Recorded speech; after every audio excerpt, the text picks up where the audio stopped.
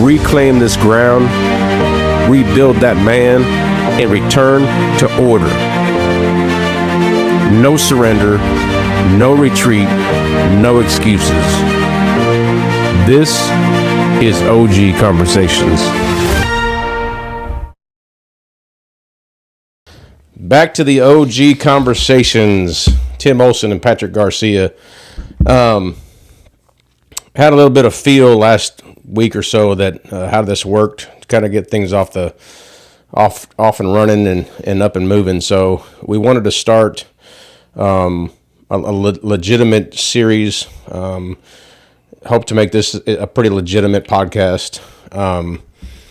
We are going to kick off a series that's going to start with bad things that then you can rebuild and reclaim and return into better things, or turn a bad situation into a good situation.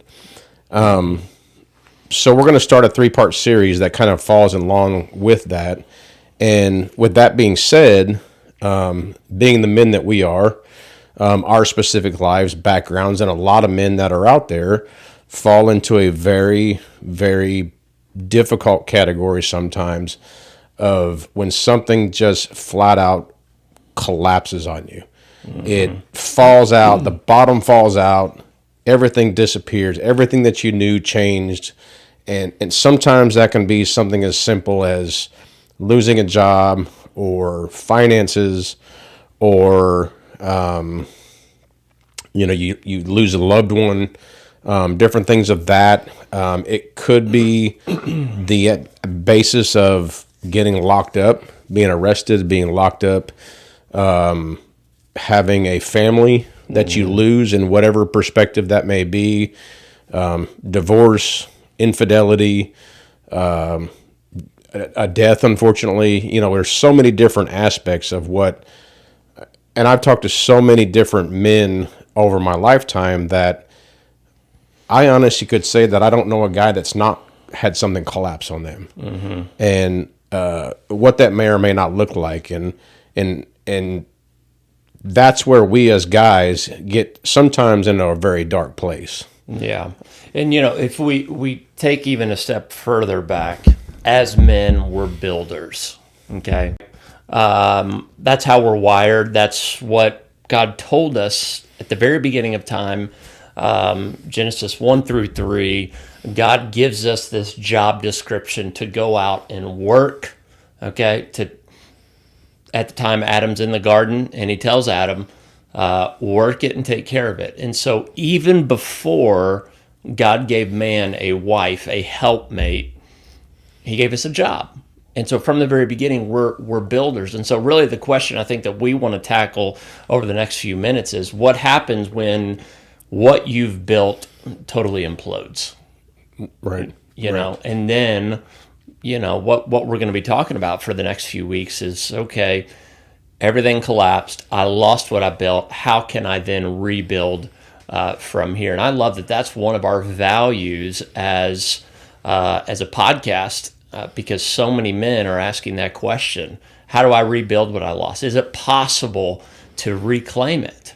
And I know that's a question that you have not only wrestled with, but have also pushed through at different moments in your life. Would you say that's accurate? 100%. And that's what's going to make a difference, or something different here or real to us, is we have spent a lot of years, and there are pastors and counselors and mentors and your boss or your dad or your older brother or whatever it is that you look up to or go to for advice. And sometimes that's not a relatable instance. And one thing that's going to be real truthful or realistic for us is it's not going to be some common secret. We've been drugged through war zones. We've both faltered. We've both fallen off the pedestal. We both had this kind of drive or had that direction or thought we were going down that road and completely fell off in the ditch, or more so in the case, just completely jumped off a freaking cliff, I guess. Yeah. And so that's what I hope people get or understand, that we're not somebody that's just sitting here blowing smoke. We're guys that have been there, done a lot of things. I've stated that. I will probably say that in every podcast that we have, because I want the realization of I know what collapse looks like, and whether it be from my professional past, my relational past, my mental past, or any of the above, I've seen that and I've been around that. And in my professional past, being a firefighter or being a Marine, you watch the things of wars, you watch the things of 9/11 situations. I mean, that's a prime example of it was really bad. It got really horrible. Shit hit the fan. Planes were flying into a building. Fire, jet fuel. I mean, it's mass chaos, right? We've all seen the videos. But when did it go to another level? When those buildings completely came down. I'm taking hit after hit. As a man, I'm taking hit. I'm taking punches. I'm getting shot. I'm getting arrows in my back. And people are stabbing me in my back. I'm getting lied to. I'm getting cheated on. I'm getting all these, whatever it might be. And then this sucks, and I don't want to do this. But then it gets worse because your entire life implodes and just completely in rubble. The impossible happens. And the thing about 9/11 is that those buildings were literally engineered to be uncollapsible. They thought that would never happen. And I think that for men, when we're building, when we're executing, we think that we are building something that's impossible to implode. We think that's not possible. That could never happen to me. I'm building this life. I'm building this career. I'm building this family of mine in such a way that destruction can't happen here. It's storm-proof. And the thing about storms is it happens to everyone. And sometimes it's our own fault. Sometimes it's the fault of others. But when you're in the middle of the storm, that question is really irrelevant because what matters most is, okay, how do I survive? And so survival becomes primary, but then the task at hand is, okay, can I get back to that place where I'm thriving? Hearing you talk just a second ago, Tim, what is a moment as you look back over your life? What's a moment that the impossible happened to you? Your 9/11 moment in a personal way when something fell apart that you thought destruction would never touch. Yeah, because again, obviously you and I both have had those moments, but yeah, I want our listeners, our viewers to hear from you in that way because I've really only known you since you've been riding high and you've been living in the fullness of what you've rebuilt. So what does that question look like for you? Well, and we've come together because of collapse, right? That history. We have some same common similarities, whatever. And one of it for me is I mean, I've been in a spot where it was completely my world, my wife and kids I was about to lose. I didn't really have a job. I was completely displaced, completely at a loss for everything. I mean, my car's packed full of stuff, and I'm virtually like, this is pretty much I guess a homeless per se. I wouldn't say homeless because I've got family or whatever, but you're just sitting in this movie video aspect of just looking at, let's see, which one of these forks in the road do I want to take? Or maybe I just take a complete right and jump off this cliff and get it over with. And I've been in that context in a couple different ideas, even prior to being married and having kids, even in my Marine Corps life. It's like I was raised in church and taught a lot of appropriate things and how to behave. And I had a mom and dad my entire life and things all through school, and that was hunky-dory. Well, then I get a driver's license, and now you start to get into your rebelistic sort of ways. And by the time I was in the Marine Corps, bro, it was, hellfire and brimstone. I'm Billy Badass. I can do this. I can do that. It's like drinking nonstop. Just doing whatever you wanted to do, however you want to do it, and that's collapsing. I mean, no matter which way you look at it, you think, and if I was to go back in time and say that it's like, oh, I was partying and I was doing all this stuff like that, it's like, bro, as a whole grown man, that's collapsing. Right. You're at rock bottom, because that's not a life. That's not normal. You bring up It's a good not point, normalcy. because sometimes collapse can look differently 100%. for everybody. Sometimes it's a gradual erosion that takes place. Other times it's a massive implosion. And so what I hear you saying is that it was kind of a gradual erosion that ultimately leads to the implosion, but it's one choice here, one choice there. You take a step closer to the edge of that cliff, and sometimes you just jump off. Other times it's, no, I'm gonna take my time getting there. Yeah, ultimately, jumping off is not going to, whether we say that physically, mentally, spiritually, figuratively, however you want to look at it, jumping off doesn't solve anything at all. Jumping off is the absolute wrong resort. And so the difficulties, especially for a man or for me, or to put that into perspective, is how does all that being rock bottom or collapsed or difficult or whatever your situation, I mean, it could be something as simple as, because you're going to get hit by a plane before your structure goes down, right? Your house is going to catch on fire before it all collapses. And that all starts with what? It starts with a spark, or it starts with something that ignites that. I took an arrow to the back, or somebody stabbed me in the back with a lie, or somebody did this, or something like this. I got in a car wreck, and then that turns into something else, or whatever. Now I'm in the hospital. Well, now I'm on pain pills. I mean, it could be anything. But the part of it that's so difficult is, as a man, how does that make you look or feel? So if you're in a very, very bad place and things are so bad, and you thought, this is not where I saw my life going, what does that make a man feel? How does that make a man feel? Yeah, inadequate, not enough, incapable, really attacks our core identity. Because again, what we talked about at the very beginning here is that we are wired as men to be builders. We're wired to construct. We're wired to produce. And so when we're not, it's an attack at our very identity, our worth, our value, how we see ourselves, which then impacts the way that we see others. It's kind of like a set of sunglasses you wear. I mean, you just can't help but see anything through that lens. And so that's, sometimes it's, expressed or communicated as a midlife crisis, when you arrive at a point in your life and you realize, this is not how I saw things going. And I haven't really met that person that said, yeah, this is what I envisioned.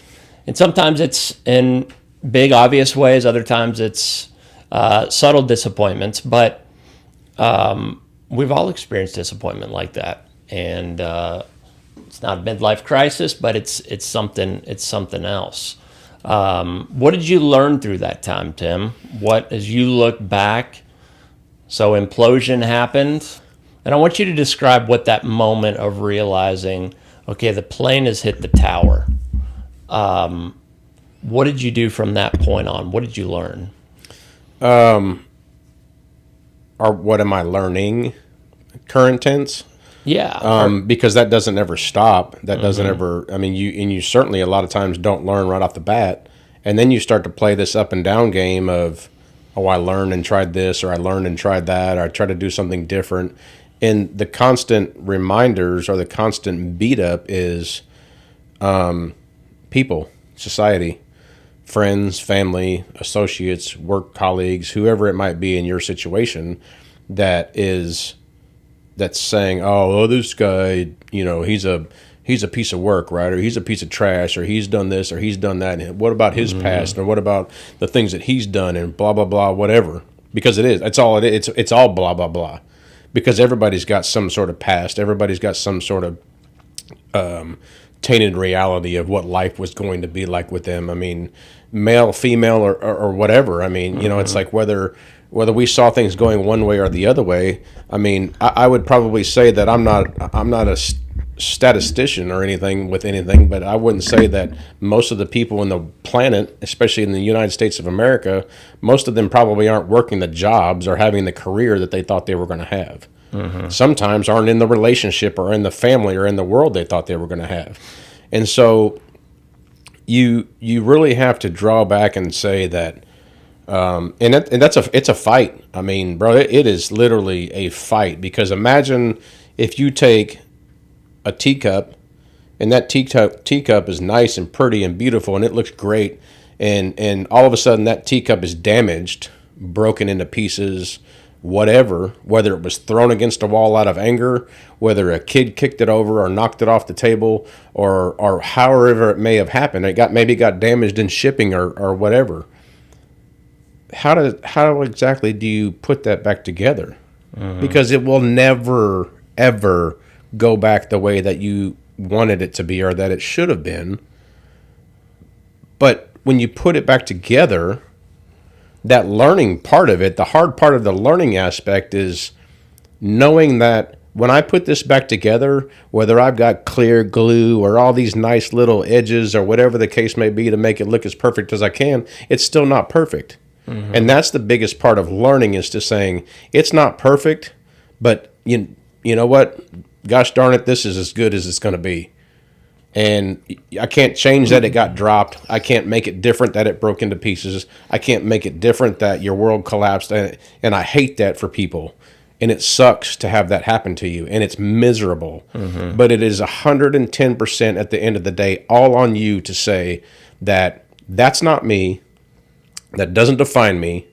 I'm going to put my jeans and my boots and my hat back on, and I'm going to go out there and continue to strive to be the better person, or to do better, or to find another career, or to, oh my gosh, at best, regenerate something with your significant other, with your wife or your family, or get back in touch with your kids, or have another conversation with your parents, or go back and ask for your job back, or find a better job or a different job, or whatever that may be. I mean, there's so many different things that we can kind of list in a man's world, that the hardest part of learning and the hardest part of figuring out is that is not me, and that does not define who I am. If I fall and get hurt, and I fall and completely collapse on myself, implode, right, like what we're talking about, that doesn't define me. And it doesn't define you. And it doesn't state that just because social media or my family members or my wife's best friend or my kids' friends or people on Google. I mean, it depends on what level of person you are. I mean, you got, like I said before, professional athletes and CEOs and all these different people that get destroyed and destructive. And it's all about how you decide to live. I'm going to live and be that miserable. Oh, you're infidelity. You cheated. You're a piece of crap. Or you're stealing stuff from people. Or you robbed this organization of all their money, or you did this to, the kid. If you continue to live in an Epstein world, then you're an Epstein. If you decide to stand up the next day and learn how to be the person that you were meant to be, and you decide to move on and achieve better and do better because of that, now you're a man. Because you didn't live in that world you were put in. How did you grasp that, though? You're exactly right. You kind of go through an identity crisis, I would imagine, in your scenario, certainly in mine. Practically, what did it look like for you to remember who you were? It's difficult to. That's one of the hardest parts, is because then you have to relearn who's who. You had these people, or you talked to these people, or you knew these people that you were involved in, and sometimes completely. Okay, let's take prison for an example. We'll use that as, I wasn't in prison, but there's definitely times that I very well could have been. I worked in a prison, and I told those guys the difference between me and you is you got caught and I haven't, because I've been there, done things that I'm sure some of them have done. Knowing who to believe in, who to put your faith in, or who to put your trust in, who to put your value in a relationship. In my relationship, it's my wife. I have to learn and relearn to love her, or to to believe in her or to listen to Sure. her. Listen to her is one of the biggest, massive things. But even other people is to knowing who that you can trust. Just because you see this happen in people's breakups. I mean, divorces or even if you don't get divorced and get back together, it's that side states one thing. It's no different than dealing with the politics and junk that we deal with before. Everybody jumps on a side. Well, this is his story, and this is her story, and this is what her people say, and this is what my people said.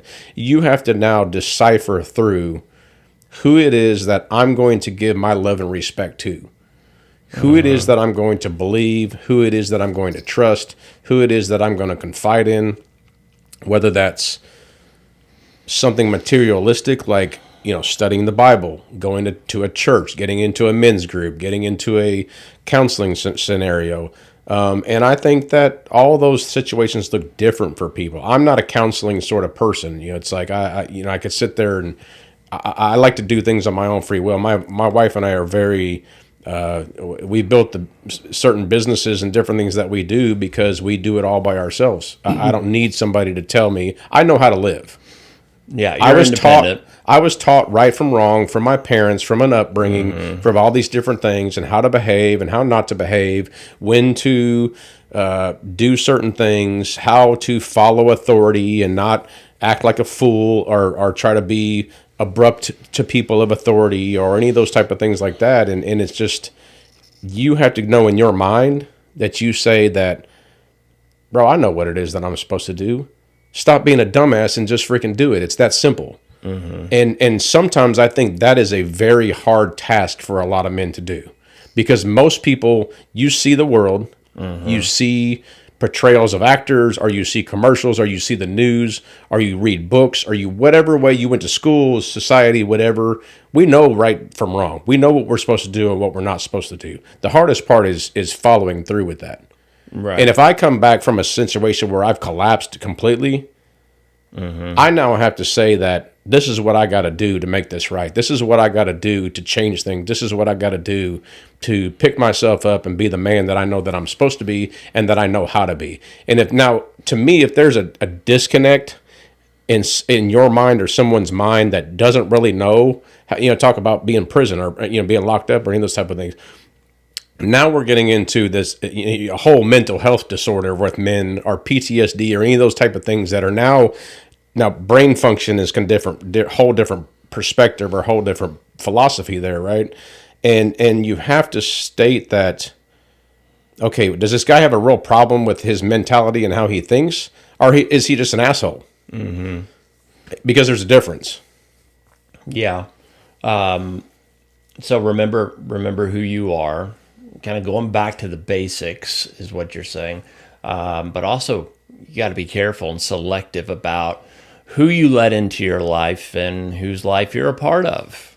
You got to be selective about your inner circle. And I think one of the biggest challenges, at least in my own fall and my own collapse, is distinguishing between what described me versus what defines me. And there's a big difference. And so often we think that what describes us defines us. Okay, so what I mean by that is, he had an affair, therefore he is a cheater. And one of the best definitions of identity that I love is the truest thing about who you are. Okay, there may be true things about me that describe me, but at the end of the day, that is not the truest thing about who I am as a man, who I am as a person. And that's where being selective about who you allow in your inner circle is so critical, because you're hearing from people adjectives about you, what describes you. You did this, you did that, you're no more than fill in the blank. And if you're like me, you already battle those voices enough in your mind. I don't need for those things to be reinforced. I'm not talking about surrounding yourself with only yes men and people in your life that are just going to tell you the good things. You got to have people in your life that are also willing to tell you the truth as well. But it's how it's said, truth in love, is what matters, and timing is everything too. I mean, 100%. And so then, let's say let's loosely like an inner circle. Do you see your inner circle, the people that you know, love, care for, trust, confide in today, the same as they were back in the not so great days? it's a good question. The inner circle, yes, but there are people in my inner circle now that have surprised me, and there are people that I thought would be in my inner circle now that are not, and that has also been surprising to me. So there's something about when your life collapses, you realize very quickly who's with you and who's not, who is worthy to be a part of your inner circle, and who doesn't have the capacity for it, doesn't have the understanding of, grace, the gospel. Okay, it's really a scripture when talking about trials and suffering and tribulations. When life collapses, in the New Testament, it talks about how it's a refining of our faith. And if you think about the refining process, like there's a lot of heat, okay, and there's a lot of resistance involved. And there's something about going through suffering that you realize pretty quickly just what people believe, what their values are, and how much they really value their relationship with you. There's two guys in particular that I thought would, preach my funeral and that aren't there. And that has been surprising, and that has been shocking. And I look back and it's like, man, I told those guys everything, like you and I, using military language, I got your six. Right. Like I thought we had each other's sixes. And then when you look behind you and realize they're not there, that's a whole nother collapse in itself. I think about Jesus, though, a lot. In the Garden of Gethsemane, he's hours before hanging on the cross. He knows what's before him. He's experiencing such anxiety, such depression, such darkness in that moment that his body is overcome with grief, as the book of John says, and that his sweat glands start to excrete blood. It's called hematidrosis. That's how much fear and anxiety Jesus was feeling in that moment. And he had his inner circle, the 12 disciples, but then he had his inner circle, Peter, James, and John. And he thought, these guys will have my back. And so Jesus is in the Garden of Gethsemane praying. He looks behind him and they're asleep. And the amount of betrayal he must have felt in that moment, But, and that's one thing that has been comforting, is realizing when collapse happens, there's nothing that you and I will go through that Jesus doesn't say, hey, I can identify with you in that. And there's nothing that we go through that he is unwilling to say, hey, I got you. I got your back. That's a huge thing. It's hard in a military perspective to say, and I was in an era from that there was no wartime stuff. There was no Iraqs or Irans or any of that stuff that happened, Vietnams. And but even just training each day, even in like the fire service, cops, I think I know guys that I've heard talk to, different things that I've seen. You can almost immediately start to pick up a vibe of those that are going to have your six, those that, again, when the shit hits the fan, I'm telling you what, bro, I've been around that. I've been part of that. And it's like, that's a whole different meaning than just everyday life, because when we're just out here doing our thing and going out to dinner and working and whatever, it's like, you can just chitty chatty with all kind of people. When it starts to get deep and dark and gory and bloody and difficult and all these different things like that, like sometimes in the world we'll say like a ride or die, that type of thing like that. I like to joke, and my wife and I use that in her context. I mean, it's like she'd we'd roll over for each other. You know what I'm saying? It's like, and so it's very, you and I are an example. Yeah, I mean, I didn't know you personally for a bunch of years. And when I've went through things, I mean, you weren't even in my world at that time. But I felt a strong connection when I watched. I feel like kind of a strong connection with guys that kind of have suffered through or gone through things, because it's like I know what that's like. Yeah. It sucks. It's like you're. I made a post on our Instagram this morning with a rubbled building, and it's like that. It sucks to be. It doesn't look good. It's not pretty. It's not. Or in a male context, I don't look like a lion. I don't look like a warrior. I don't look like a bad dude. I don't look like a tough whatever it might be that we always perceive ourselves in our prideful way of thinking, which is good. That's the way you should think, because that's your end goal. That's what you want to be. That's what you want to do. Right. But like when you're in that period, man, it's like, how in God's name these crumbled little pieces of trash basically Yeah. are going to be anything different than that. And it's the definition, like you said, defining like, that's not me. I'm literally, I am and should be. And I'm just using these light terms as, it's like, I should be the warrior. I should be the lion. It's like, I should be out here like, men are legitimately like a force. You should be a force. Force, yeah. And it's like you should be a force to reckon with. You should be a force to, I'm telling you what, I've got 8 kids. And if I'm wrong, and you can cancel me, but my kids know that I'm good and damn well. There's nothing that's going to happen if they're in my view. If we're at Disney World, if we're out in public, if we're I'm sitting down in conference rooms with teachers, and flat out got emotional and upset. Like I don't play with these kids. You know what I'm saying? It's like I don't. Something goes on. You have to be capable of violence to be a good man. You have to be ready to throw the hell down at any point in time.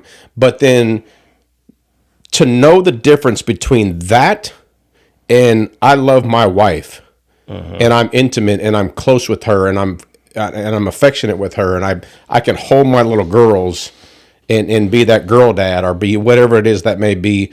But if somebody steps out of line, it's a change. It's a complete change. And there's this guy, and then there's this guy, and you have to know the difference between the two of them. And that's a part of that learning process, whether it's something that you've collapsed and been totally crushed by, or if it's just maybe even a youthful person that needs to grow up and understand how that works. That, you got a lot of kids right now that run around, and it's like, I mean, they just want to act tough. Whether it's the way that they look, or the way that they act, or holding guns, or whatever they want to do to act, cool. It's like, that's not, I mean, you got to learn to hone that in and understand how this is actually legitimately supposed to work. Because the dude that's dangerous is the one that's walking around acting, he does do what he's supposed to do, and he runs a business, and he loves his family, and he cares for his kids. But at any point in time, if something pops off, this guy's ready to, he's ready to stick it to you, because it's gonna be a life-changing scenario. Don't you think that when the building falls in your life, when the rug's pulled out from beneath you, it's kind of cliche and cheesy and corny to say, but you find out who your friends are. I mean, the image that has been in my mind throughout this conversation the whole time, ironically, has been, 9/11, everybody's running out. Well, who's running towards? 100%. The firefighters. 100%. That's who you want in your life when shit hits the fan. Are those that run to you when everyone runs away from you. And it'll surprise you. It'll surprise you who runs towards you and who runs from you. Has that been a shock to you? Different moments in your life when things have crumbled, when destruction occurs? It's similar to like what you said. I think that you really recognize, like I said, the kind of ride or dies, or that, like what you were saying, like, so we're looking at like OG conversations. Jesus is an OG, right? 100%. There's not anybody that's more OG than him. And he's got this group this crew that he rides with, and these dudes got their own issues, right? But even still at that, he knew that, like, man, these two dudes right here are probably a little bit more whatever. I mean, we use our perspective today, like, he has more respect. And, we look at the old conversations. So you got to give respect to get respect. It's like, I respect you for what you do, all these type of things like that. And you have to change, and you can't use some lame excuse that, there's a old rap lyric that I remember that's like, something talks about because his dad's a rat, which like a rat, like as in a gangster, like he's ratting on people to get out of prison, whatever, Two-Face. makes his son a mouse. Yeah. It doesn't have to define what your dad did, or because your dad's that doesn't make you that. You're making yourself that, and you have to stand the ground. That's part of being that warrior, lion type leader. Leading doesn't necessarily mean that you've got to lead some sports team, or that you have to lead your conference room, or that you have to lead whatever. You can lead your family, you can lead yourself, you can lead just one other person. Right. You got a guy that you mentor, a young person that you're leading him. That's one person. It doesn't mean you have to have leadership over. You don't have to be the Tom Brady of your locker room per se. Yeah, You can be. It all begins with yourself, because if you can't lead yourself, If you can't lead yourself, you others. can't lead any. And for guys, you talk about, like, with females or even men themselves, is you can't love other people if you can't love yourself, right? And leading is the same way. If you can't lead yourself, if I can't wake up every day and say that it's, I have find something to figure out about God, I have something to figure out about my body, I have something to figure out about my finances, right? I'm going to find some information, whether it's a devotion or a podcast or whatever it might be, that's going to give me some institution of God. I'm going to find something that's going to keep me healthy, whether it's the things that I'm putting in my body, whether it's the exercise and workouts that I do, keeping myself structured physically. Yeah. And then you got to pay the bills, right? Somebody's got to bring home the bacon. Somebody's got to take care of business. And ultimately that comes on you. Right. And if you're not waking up to try to do at least those three things at minimum, then you're waking up for the wrong reasons. Mm-hmm. And we know there's men out there that aren't even waking up. They go all through the day and they're half asleep because they're not doing anything. Right. And it's about showing up even when you don't feel like it, and overcoming your emotions. We are such an emotion-driven society. I don't feel like it. I don't know. That doesn't feel good. We are so driven by what we feel that discipline is about duty, not feelings, doing the right thing even when you don't feel like it. I mean, that's why Scripture says that the heart is deceptive above all things. Who can understand it? Proverbs says there's a way that seems right to a man, but in the end it leads to death. And so feelings come and go, and that's one thing that I think our society is just obsessed with. That's why Instagram and social media is an addiction for so many, is because it makes them feel a certain way, whether they're comparing their life and getting depressed, or using Instagram or following certain people to aspire to be like. At the end of the day, it is about emotions and feelings. They're chasing something, but I kind of got off a tangent there for a second. That's all right. And so the hard part is that we can continue this conversation on for days. We're going to bump this into a couple parts because we want to go into a rebuilding part that we're going to get to on the next episode. But collapsing, it's like, it sucks. It's miserable. Like, I mean, you and I are legitimately walking proofs of what that's like. And it's going to be difficult and it's going to be hard. Yeah. And I think that, to finish out, what's like just kind of some words of affirmation or kind of a close to that that knows that there's options. I mean, you've had options. You know, you've put yourself in a scenario. What's that give and some encouragement to finish us up here? Well, I mean, one thing that, not to stretch this out to a little bit longer, but I feel like the elephant in the room is what happened to my life in 2020. Because obviously I had a very big public fall. The building collapsed, and there's not a day that goes by that I'm not reminded of that, and then I don't regret it. But it's absolutely what happened. And so, you know, for those of you that are listening right now that don't know what I'm talking about, so in 2020, as a pastor, you guys were a part of the church, the Hills Church here in Evansville. We were about 2 years in, launching the thing. We had just purchased property, and for the previous few months, I had been engaging with an inappropriate emotional affair.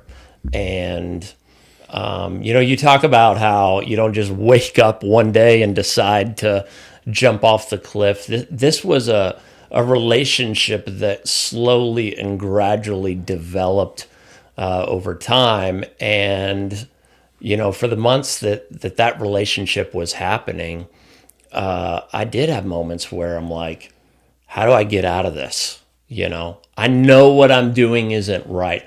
I know that this relationship is wrong. Okay. But who do I talk to? Who can help?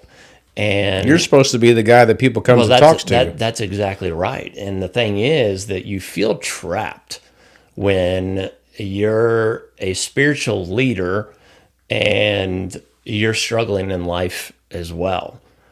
Because who do you talk? If you confess to the wrong person, you end up fired, you know? And so I didn't know who to talk to. And therefore, and I take full responsibility for this, that was a season of intense deception on my part. Lying to others, lying to my wife at the time. When you're walking in deception, it first begins with lying to yourself. That's where it all begins. Minimizing it or exaggerating things or, you know, downplaying or completely dismissing what's going on. But one of the reasons why I rationalized that relationship for, you know, the entirety of it really is because it was a relationship that we never fully crossed the line into a full-blown sexual affair. And because I was able to point to it and say, hey, at least we're not doing this, at least we're not doing that, I'm holding the line here, that's how I justified it. So that's how I downplayed it and minimized it. And yet hiding, whatever it is that you're hiding, whenever we hide in life, it's the result of fear, you know? I fear being found out. I fear not being enough. I fear, you know, the public shame and accusations that come along with it. Because ultimately, as men, we're not supposed to fear anything. Yeah. So you diminish things, or you try to hide things, or you try to minimalize something to make it seem like it's not a big deal, because I can't make this a big deal because then I'm going to look like an ass, and I'm not trying to look like that. Right.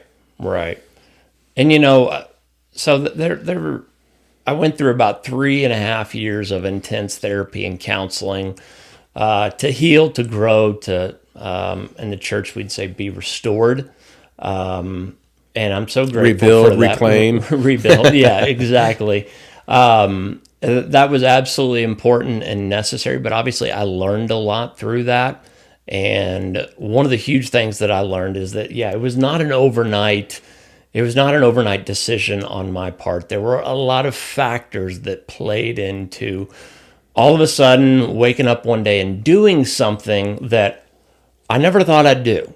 I never envisioned being that guy. That was not a part of my 5-year plan. Like, You know, Hey, I think I'm gonna wake up and be a dumbass. Let's do that. That's a good Exactly. idea. Let's start this off on a horrible foot. Oh man, this is really going to go well. I mean, Yeah. no, we again we lie to ourselves before we lie to others, and so I can help people understand what happened, and I can explain, but I'm always cautious about doing that because I think that it can be a way that dilutes what I did. And I never want to not take 100% full responsibility for what happened. And yeah, I might be able to explain and I might be able to say this and I might be able to kind of, talk about what my marriage was like at the time. But at the end of the day, nobody is to blame for what I did other than me. Nobody Did can take others more have a blame, right. responsibility Right. that contributed to it? Absolutely. But that's not on me, And I think one of the things I've realized is that, when life collapses, if we're busy pointing the finger at other people, we really stunt our own growth. We prevent ourselves from experiencing full healing. And that rebuilding that you and I talk about isn't possible if we're always pointing the finger at You might as at well other give it people. up if you don't have a foundation. And that foundation is like what you asked me about learning. And learning is specifically learning yourself right off the bat. Yeah. If you're not learning yourself or understanding that, taking that response, I mean, goodness, in AA and everything else, that's the first thing they're going to tell you to do. If you go to counseling or with your wife or anything else, they're going to come in and say, you have to go back and you have to apologize profusely to whether it's your parent or whoever, whatever your situation Yeah. is. But it's like, this crap sucks. Life freaking sucks, period. It's hard. It's not easy. Right. And the massive undertaking is people fall out. I mean, I'm not in a higher position like you were, but I have had the same sort of things happen in my life that you've had happen in your life, and a lot of other men can stand to understand that. And the part of it is that we're going to get to, and I think that the resurrection aspect of this is when you look like that building that's in complete shambles, because I'm sure there was days that you would have just assumed jumped off the cliff. There were days that you would have just assumed shoved your head in a bottle or anything else and said, F this, I'm out. Yeah. Because that's what's easy, and that's what's not, that's not manly at all whatsoever. When you think of the definition or perspective of what a man is, putting your face in a bottle or starting to suck down a bunch of grass or jumping off the edge of a cliff or putting a gun to your head is not manly at all. It's weak. It's insufficient, and it's ridiculous. And so what But we're going I to would lead say this that into... one thing I learned though through that is that I never had a plan to take my own life, but I understood experiencing such an intense level of pain that you think the only way out is to kill yourself, or I am such a burden on the people that I love that I need to, and this is just how twisted the thinking gets. I am going to lovingly remove myself from their lives. Now it's distorted. It's not true. The thing that led me to having the affairs, I forgot who I was. Now, the thing is, Tim, is that every day, that is not a lesson that I ever get away from, because I still have to remind myself of who I am. Because you know what? There's a bunch of people on the internet that think they're experts about my life and think they know who I am. And those are moments where I'm tested of like, okay, no, I'm not that. That may describe my past, but that doesn't define who I am. And maybe you're listening and that's not so much of a dramatic story. You can't identify with that in some way. I do know that if you haven't lost something yet, it's only a matter of time until you do. Right. And I would tell everybody on the planet, every guy, anybody that listens to this, is something has collapsed. You've lost something. Something hasn't gone right in your life, and things don't have to be that way. And we're going to go the next couple episodes and we're going to try to figure out and show or see how we personally or other people and what that rebuilding process looks like. Because when it's dark, bro, somebody's got to figure out how to turn the lights back on. And the only person that can do that is you. Taking responsibility, taking action, reclaiming yourself as a man, rebuilding yourself as a man, and getting back to that point of it's not going to be pretty. It's not going to be perfect. I'm almost 50 years old. I'm 26, going on 27 years of my marriage, and things are not and probably ever will be perfect because that perfection is not reality. Just like we're talking about social media gives you this perspective of perfection, what people look like, what their world looks like. And they give you this little 30-second clip of, oh, look, my house is so wonderful. My wife and and our kids, and we're so perfect. And then they're all dressed the same. Bullshit. Yeah, that's exactly right. You're comparing, and you watch reels, you watch posts. What do? You play the comparison game. But the thing is it's a lie. It's an illusion because you're comparing your life with someone else's highlight reel that 2 seconds before that picture was taken or that video was shot, she's screaming her head off. She's barking orders at her husband, whatever. It is not ideal. There's such an idealized version of people's selves that they want to project their image. They want to project their reputation a certain way, but it's not really who they are. Absolutely. Absolutely. And that can add a whole nother level of weight and pressure upon people. Well, I've got to be like him. I've got to be like her. Yeah. And that's not how you rebuild. And I think that's what the crux of what we're saying is you got to start with reality to rebuild. Right. Right. You can't begin with an illusion. The illustration Jesus uses is, in the book of Matthew when he talks about the storm, and you're either building your life on rock or sand. So it's not a question of is the storm going to happen. The storm happened for the wise builder and the foolish builder. Okay? And Jesus never promised us a storm-free life, but he did promise us a storm-proof life if we lean on him. And that's the difference. That's right. That's where rebuilding starts. Right. And this is going to be fun. I'm excited to move forward and see how we're going to get this building rebuilt one way or the other. It's going to be fun, and I look forward to it. And folks, we're just getting started. We're just getting started. It'll be fun. Good stuff. Love you, brother. You too.